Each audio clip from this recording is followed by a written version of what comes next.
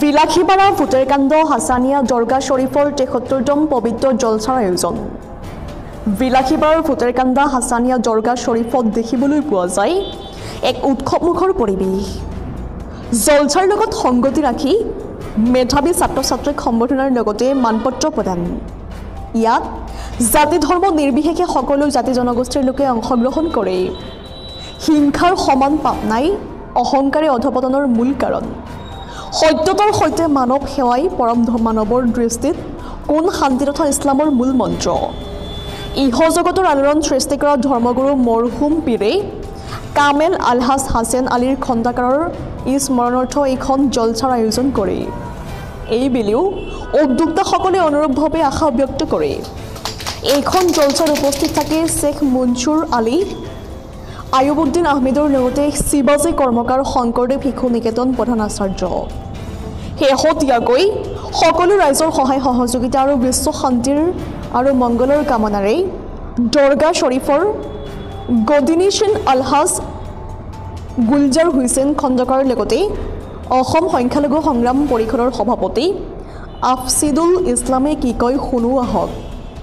বগৰীবাৰীৰ পৰা ফৰজ আলীৰ ৰিপৰ্ট, প্ৰতিদিন লাইভ। ধৰ্মীয় শিক্ষাৰ কথাও ইয়াত আলোচনা হয়, শিক্ষাৰ বিষয়ে আলোচনা হয়, আৰু আমাৰ ছাত্ৰ ছাত্ৰীসকলক উৎসাহ দিয়াৰ কাৰণে যি প্ৰসংগনীয় পদক্ষেপ গ্ৰহণ কৰিছে সংখ্যালঘু সংগ্ৰাম পৰিষদৰ মোৰ ধুবুৰী জিলা সভাপতি হিচাপে আমি বহুত বহুত ধন্যবাদ জ্ঞাপন কৰিছোঁ। ইয়াৰ জৰিয়তে আমি ইয়াত দৰগাহ শৰীফৰ যি আমাৰ উৰুছ মাহফিল ইয়াত দেখিবলৈ পাইছোঁ, আমাৰ বিভিন্ন জাতি জনগোষ্ঠী মানুহ ইয়াত সমাগম হৈছে। ইয়াত সকলো জাতি জনগোষ্ঠী মানুহ বিশ্ববাসীৰ কাৰণে ইয়াত দোৱা হয়, যাতে আমাৰ এই দোৱাৰ যোগেদি আমাৰ বিশ্ববাসীৰ শান্তি, মিলা প্ৰীতি, ভাতৃত্ববোধ গঢ়ি উঠে, তাৰ কাৰণে আমাৰ ইয়াত দোৱা হয়।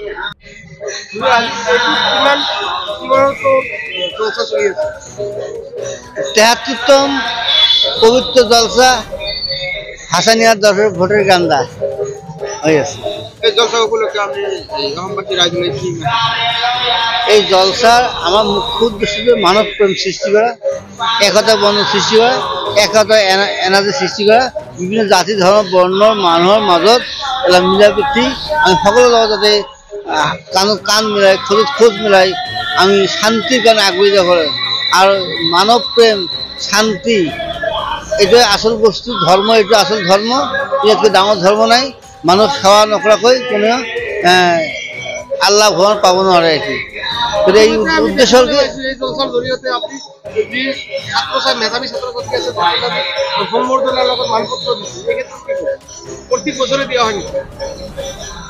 এইটো মোৰ সৰু ভাইটি এছিষ্টেণ্ট প্ৰফেচাৰ বিলিছা কলেজৰ ডিপাৰ্টমেণ্ট জুলজি আব্দুল গফৰ আহমেদ আগতে দুজন মিলিয়ে মোৰ দেউতাৰ নামত, মোৰ দেউতা সাধক আছিল। এই মাটিৰ তলত ১২ দিন ১৩ ৰাতি তপস্যা কৰিছিল। টুলুৰ পৰা এটা মছজিদ আছে পাহাৰৰ ওপৰত, ৫০ বছৰ হ'ল বেছি হ'ল, তাতে তপস্যা কৰিছিল। এতিয়া জংঘল, এই ৫০ কেনেকুৱা বাঘ আছিল তাতে, তাতে তপস্যা কৰিছিল। হিমালয়ত তপস্যা কৰিছে, পানীত তপস্যা কৰিছে। এই সাধক আছিল। সেই মানুহজন সকলো ধৰ্ম মানুহৰ লগত মিলা মিছি চলিছিল। মানৱ সেৱা পৰম ধৰ্মক শিকাই দি গৈছিল। তেখেতে আদৰ্শৱান ব্যক্তি, মানৱ প্ৰেমৰ মানুহ, আদৰ্শ মানুহ।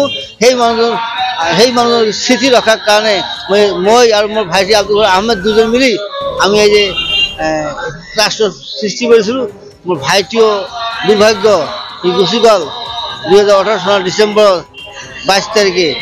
তেখেতৰ স্মৃতি, মোৰ দেউতাকৰ স্মৃতি একেলগে জইন দি আমি ট্ৰাষ্টটো গঠনছোঁ যে আমি এই তেখেতৰ স্মৃতি ৰক্ষাতে এই ট্ৰাষ্ট গঠন কৰিছোঁ। আৰু ট্ৰাষ্টৰ জৰিয়তে আমি ছাত্ৰ সমাজক উৎসাহিতৰ কাৰণে জ্ঞান যাতে সিহঁত লাভ কৰিব পাৰে, জ্ঞানী গুণী হৈ যাতে দেশক সেৱা কৰিব পাৰে, জাতিৰ সেৱা কৰিব পাৰে, এইটোৰ কাৰণে আমি উৎসাহিত কৰাৰ কাৰণে এই ট্ৰাষ্টৰ জৰিয়তে আমি কিঞ্চিত পৰিমাণে আমি কি সহযোগিতা, আৰ্থিক অনুদান কিঞ্চিত দিওঁ আৰু উৎসাহিত কৰোঁ। এই জলসাৰ জৰিয়তে আপুনি সকলো ধৰ্মৰ ৰাইজক কি মেছেজ দিব? এই জলসাৰ জৰিয়তে মই সকলো ধৰণৰ এই জলসাৰ পৰা এটা শিকনি, মানুহে দেৱ, মানুহে সেৱ, মানুহ নাই কেউ, কৰা কৰা পূজা, বাদ্যৰ্গলৈ জয় জয় মানৱ দেৱ, এইটো আদৰ্শ যাতে মানুহ পাই যায়, কি ৰাইজে যেন পাই যায়, বিভিন্ন গোষ্ঠী মানুষ পাই যায় এইটো শিক্ষা লৈ যাতে সামাজিক এনাজৰি একতা এনাজৰি সৃষ্টি হয় এইটো মই শিক্ষা ইয়াৰ পৰা ল'ব পাৰে মানুহে